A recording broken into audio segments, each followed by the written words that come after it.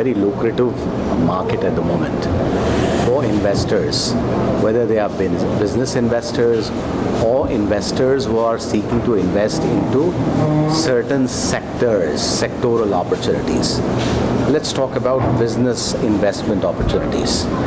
Government of Turkey ने जो है टर्की को 6 जोन्स में डिवाइड किया है। जोन्स 1 to 3 जो है वो काफ़ी डेवलप्ड एरियाज़ हैं टर्की के, and zones 4 to 6 are lesser developed. लेकिन अगर हम कंपेयर करें तो वो भी 4 से 6 जो जोन के एरियाज़ हैं वो भी काफ़ी डेवलप्ड हैं, बेहतरीन इंफ्रास्ट्रक्चर है उनका, health care facilities, educational facilities, सब कुछ बढ़िया है, इंटरनेशनल लेवल का है। लेकिन वहाँ पर और ग्रोथ हो सकती है, इंडस्ट्रियल जोन्स बन सकते हैं, सर्विस सेक्टर आ सकता है।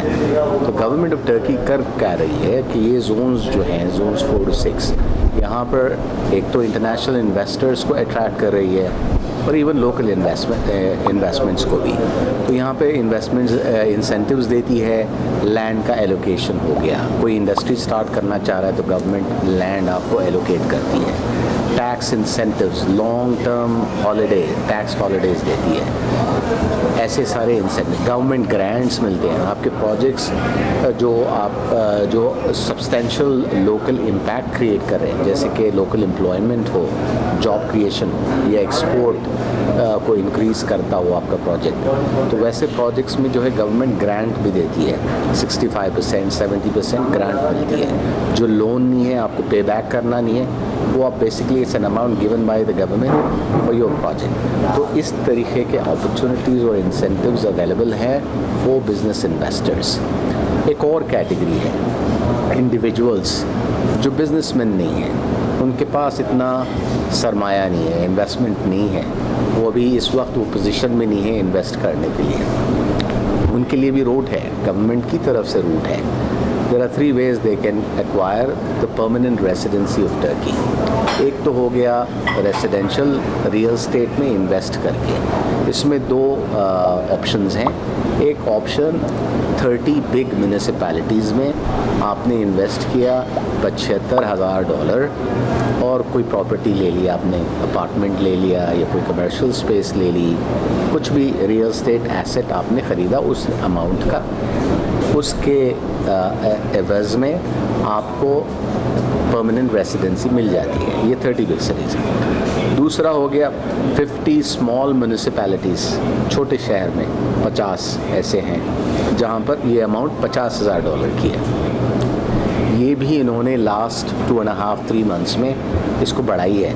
पहले सिर्फ $50,000 था सब जगह टर्की में, अब इन्होंने 2-2.5 महीने पहले इसको बढ़ाकर $75,000 कर दी 30 बिग म्यूनसिपैलिटीज़ में, और $50,000 को क़ायम रखा स्मॉल म्यूनसिपैलिटीज़ में। मसला ये है कि ये सारे जो बड़े शहर हैं, ये छोटे शहर हैं, वहाँ पर अब रियल स्टेट वो वैल्यू का अवेलेबल नहीं है। कोई भी आपको नई प्रॉपर्टी लेनी है वहाँ पर, तो उस अमाउंट में वो रियल स्टेट अवेलेबल नहीं है। तो अब क्या करें? तो आपका जो अपॉर्चुनिटी था वो तो चला गया। अब आप कोई भी प्रॉपर्टी ख़रीदना चाहेंगे तो 1 लाख, सवा लाख, $1.5 से कम में नहीं है बड़े शहरों में खासतौर। छोटे शहरों में फिर भी आपको मिल जाएगी, लेकिन वो क्वालिटी वाली, वो अच्छी प्रॉपर्टी नहीं मिलेगी। तो ये एक अपॉर्चुनिटी चली गई 2 साल। तीसरा ऑप्शन जो है, हमने गवर्नमेंट से वर्क करते हुए क्लोज कोलैबोरेशन किया हमने, रीजनल गवर्नमेंट टोकात जो एक प्रोविंस है मिडल ब्लैक सी रीजन का, वो अपॉर्चुनिटी निकाली बिज़नेस इन्वेस्टमेंट्स में। बिज़नेस में आप इन्वेस्ट करके शेयर होल्डिंग लेके आप परमानेंट रेसिडेंसी ले सकते हैं। एंड इसमें हमने जो है थ्रेशोल्ड लेवल को कम किया है। मैं से बता रहा था आपको $75,000 आपको चाहिए इन्वेस्ट करने के to acquire the permanent residency. इसमें आप जो है अराउंड $60,000 में आपको परमानेंट रेसिडेंसी मिल जाती है। तो ऑलमोस्ट $15,000 की आपकी सेविंग हो गई। तो कम लेवल पे भी आपको परमानेंट रेसिडेंसी मिल रही है। दूसरी जो है फ़ायदा इसमें ये है कि it's a short term investment, क्योंकि ये सिर्फ 2 साल का प्रोजेक्ट है।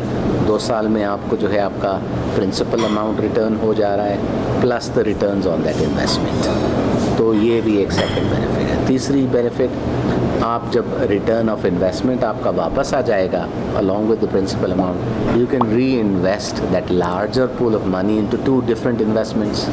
एक आप $50,000 के आपने प्रॉपर्टी ले ली और एक $50,000 का आपने बिजनेस स्टार्ट कर लिया. So this kind of opportunities we are creating for people who have smaller monies, but they don't have the capacity to grow. So we are creating opportunities where they can expand their base through strategic, smart and clever investments. Yeah. Right.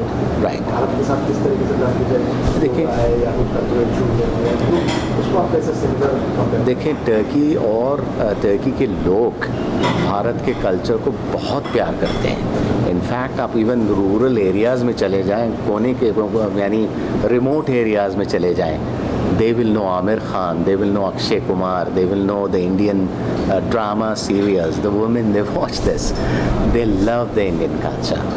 Bollywood and Indian sitcoms have really done a good job in terms of promoting Indian culture. And ये नई बात नहीं है, ज़माने से वो जो है impressed हैं Indian culture से, Indian food से, Indian culture से, Indian music से काफ़ी impressed हैं. And they don't have anything against India as such. They love India. And the people of Indian origin are very well respected. Indians का बहुत बड़ा respect है वहाँ पर.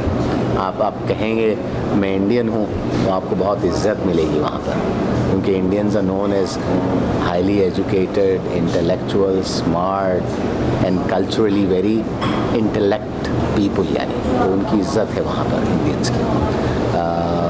So this is what I have to say about Turkey. Turkey is a very friendly country. वहाँ पे कोई racism नहीं है कि आपका कलर काला है, बुरा है तो आपको डिफरेंटली ट्रीट किया जाए, ऐसा कुछ नहीं है.